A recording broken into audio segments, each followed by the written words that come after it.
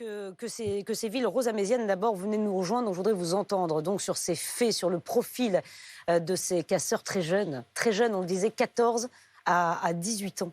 Je crois que c'est aussi un peu ce qu'on a semé. Je disais ce matin, il n'y a pas de mauvaises graines, il n'y a pas de mauvais hommes, il n'y a que des mauvais cultivateurs. C'est ce que disait Victor Hugo. Je crois qu'aujourd'hui, on se rend compte à quel point il est très compliqué d'avoir une emprise sur cette jeunesse qui clairement est désœuvrée aujourd'hui. Pourquoi ? Comment vous expliquez C'est-à-dire, il n'y a plus d'autorité ? Alors, moi, c'est simple, je suis une année... Des parents défaillants ? C'est simple, il y a 5 fois plus de mères isolées en banlieue. Donc, il faut aussi comprendre ce que ça a dit derrière, sociologiquement et socialement. Et des pères absents, totalement absents. Oui, vous rajoutez à cela la précarité, vous rajoutez à cela les difficultés en termes d'éducation, en termes de sécurité, en termes de santé. Les banlieues sont depuis toujours un millefeuille en fait de problèmes. Et quand vous mettez les problèmes sous le tapis pendant près de 40 ans, avec de temps en temps un petit plan, une rustine, on a aujourd'hui un volcan qui explose. Le problème, c'est que je ne suis pas la seule. On ne cesse de crier, on ne cesse nos alertes, nous ne sommes pas entendus. C'est-à-dire qu'en fait, moi ce qui est triste, c'est que, et je sais qu'il y aura peut-être quelques solutions qui arriveront dans quelques jours, mais elles ne seront jamais, j'entends, à la hauteur du défi sociétal que sont nos quartiers populaires. Et si on continue à croire que les quartiers populaires sont les...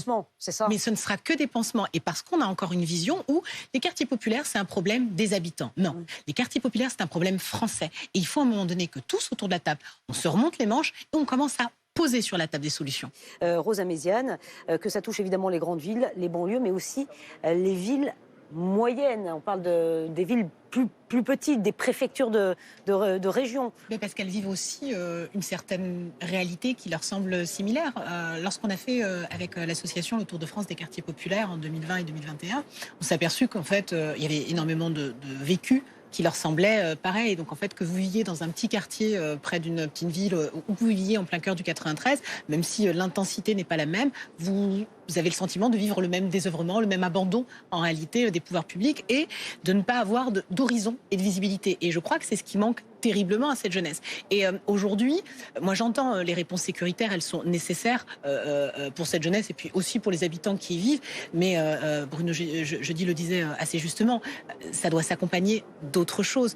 Il va falloir qu'on ne balaye pas d'un revers de la main la question des violences policières illégitimes et aussi de la façon sous-jacente, le racisme parfois qu'on peut vivre dans la police. Et aujourd'hui, on n'entend rien. Christophe Couvi, je vais vous laisser répondre. Oui, non, mais on n'entend rien sur ce sujet.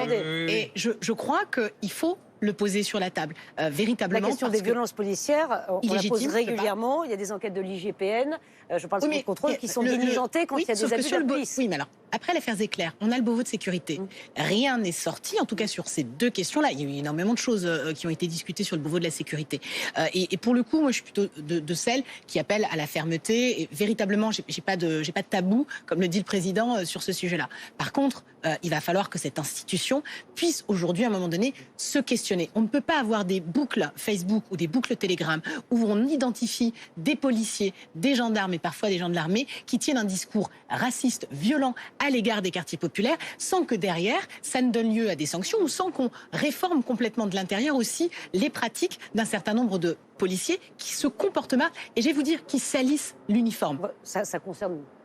Oui, Jean-Christophe. Alors, moi, je vais vous répondre parce que Perrine Vasque nous attend à place. Oui, juste que déjà la police, elle a l'image de la société. Et donc, on a aussi beaucoup de personnes, et j'ai beaucoup de collègues qui sont issus, dont les parents sont issus d'une immigration.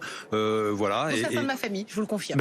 Voilà. Et donc moi, on ramène toujours les origines des gens, dès qu'il y a des problématiques, on les ramène à leurs origines. Et je suis désolé, on n'a jamais parlé de racisme dans cette histoire.